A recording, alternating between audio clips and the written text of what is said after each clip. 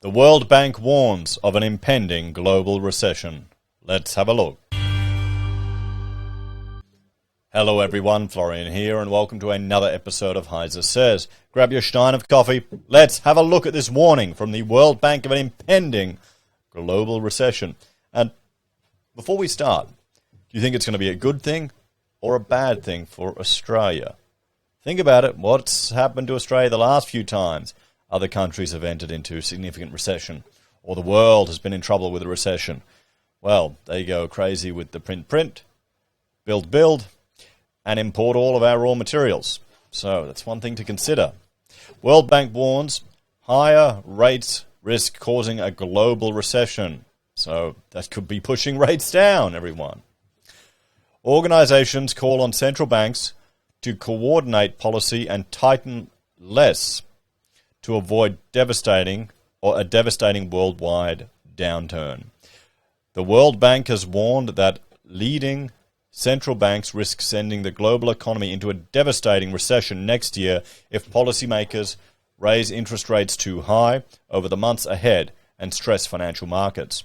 The Washington-based organization called on monetary authorities in the big economies to control their actions to reduce the overall amount of tightening. Central banks, led by the US Federal Reserve, have embarked on a series of aggressive rate rises over the course of 2022 in a bid to tame inflation that is at or close to double figures in several advanced economies for the first time in decades. Energy and food prices have surged following Russia's invasion of Ukraine in late February, triggering a cost of living crisis. To avoid letting inflation rip, the World Bank urged governments to provide targeted relief to vulnerable households instead of relying on tighter monetary policy. World Bank President David Malpass said momentum in the global economy was sliding and more countries were already falling into recession. My deep concern is that these trends will persist with long-lasting consequences that are devastating for people in emerging markets and developing economies, he added.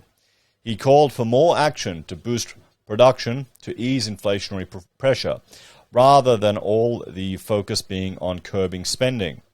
Increased investment would, he said, improve productivity and capital allocation, which are critical for growth and poverty reduction. Well, then why do we have this constant global push to go away from reliable, cheap, cost-effective, baseload energy production based on fossil fuels that we have ready access to and we can run throughout all weather extremes, to variable renewable energy technology that's disposable, has a short half-life, and we can't depend on? That's going to drive up costs. Why are we doing that? I thought the whole point was to drive up the costs for energy to curb our use of it, to curb our spending, to reduce our quality of life. We're getting mixed messages here, aren't we?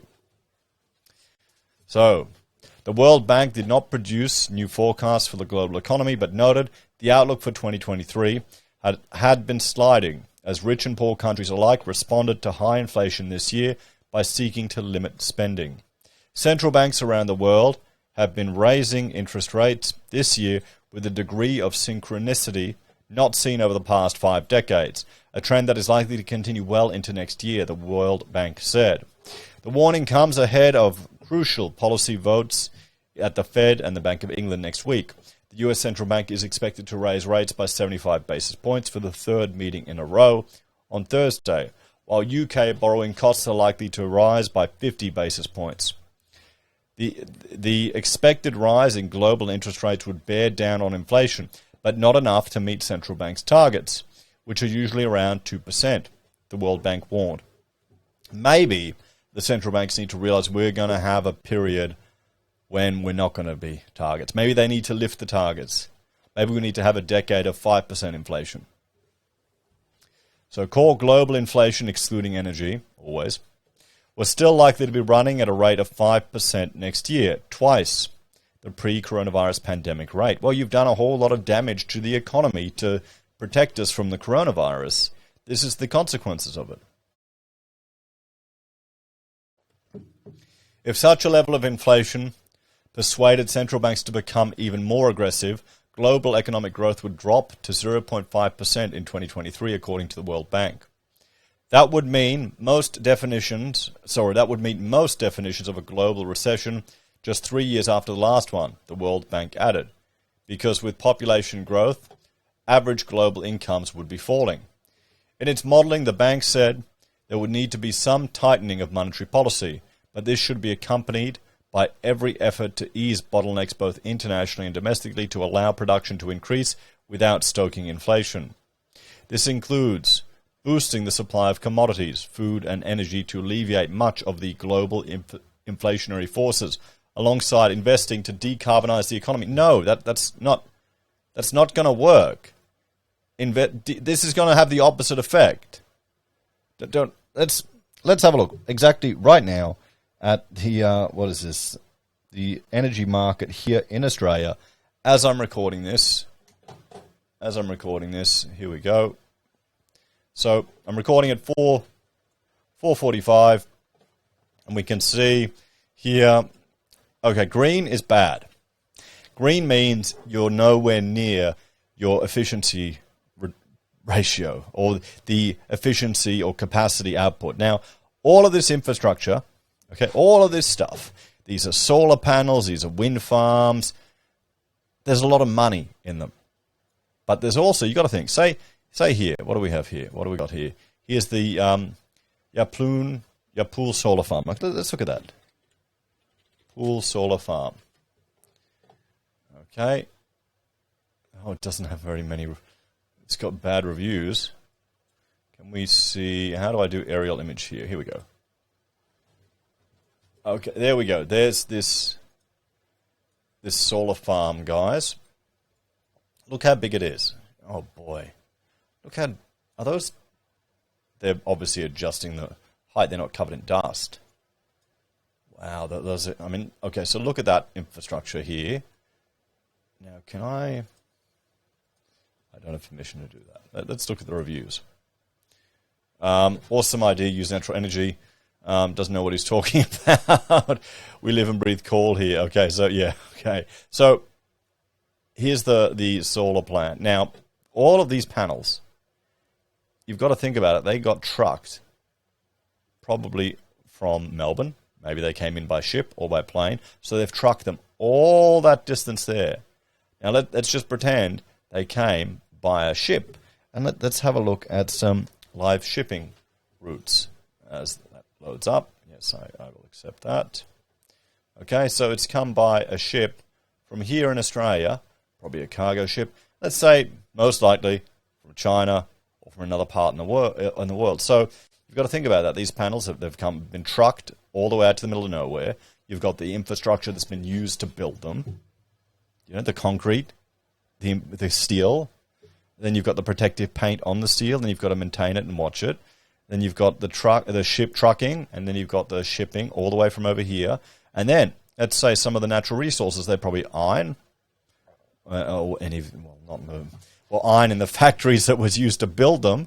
The silicone, other stuff, maybe it's shipped from Australia. That's also shipped over here to China, gets manufactured there. And the power in the factories that's used to manufacture the panels in China is, well, majority of it's coal-fired power generation.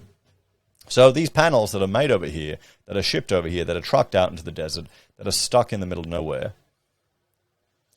that are right now only producing 4% of capacity of their output, but I guess it's the end of the day, so that's fine. They have got to be hitting a much higher capacity to offset the embodied energy in their manufacturing. Because these things, guys, you've got to remember, they're disposable. Okay, these are not carbon neutral. They have to run for a certain amount of time and to make energy before they offset the energy embodied in the manufacturing of them. And my issue is, my criticism is, all these wind turbines, now they're running nice, but most of them, very rarely when I look at this map, are they ever running at a high efficiency output. They need to run at like 80%.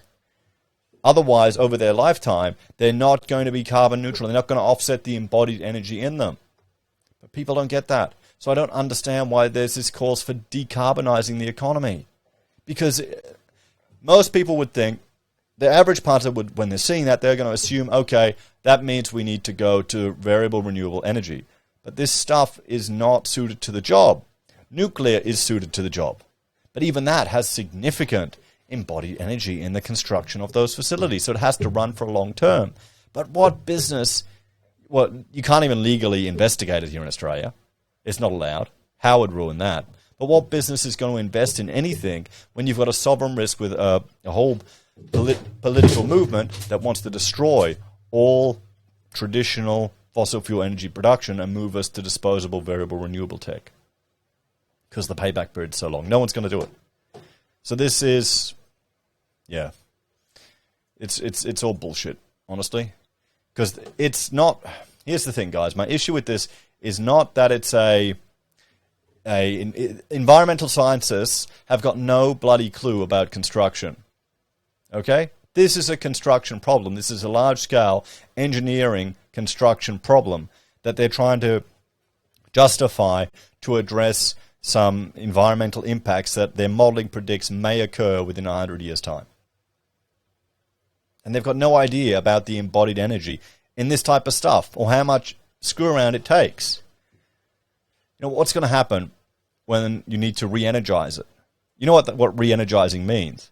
They get all the panels, they throw them away, and they put new ones in. Or they get rid of the wind turbines. That's re-energizing. This stuff doesn't last forever. What if a hailstorm comes through here? Shit, you're screwed, eh? Anyway, back to this. That's a bugbear that's getting to me. The bank's findings have been echoed by former IMF chief economist Maurice Opsfield, now a senior fellow at the Peterson Institute for International Economics. Just as central banks, especially those of richer countries, misread the factors driving inflation when it was rising in 2021, they may also be underestimating the speed which inflation could fall as their economies slow, urging them to be less zealous. Yeah, well, so they screwed it up on the way up. What makes you think they're not going to screw it up on the way down? By simultaneously all going in the same direction, they risk reinforcing each other's policy impact without taking that feedback loop into account, he added. So let's have a talk about this. I'd bet a carton they're going to stuff it up. The only hope for Australia could be that this drives rampant international infrastructure construction, just like China, coming to the rescue once again, and that increases demand for our natural resources. And they can hide the fact that we've got a incompetent government on both sides of the house that just likes spending willy-nilly and doesn't really plan more than 3 years ahead. What do you think? Let me know your thoughts and opinions on that one, guys. Take care, everyone. Have a great day. Check out my other channel, HeiseBim and HeiseSays International, for other content I create. And if you're a fan and want to support us, you can financially via YouTube or Patreon, using our referral links at Amazon, eBay, Independent Reserve or AussieBroadband, buying our pocket squares or calling us if you need an architect. Take care, everyone. Have a great day, and I'll see you next episode.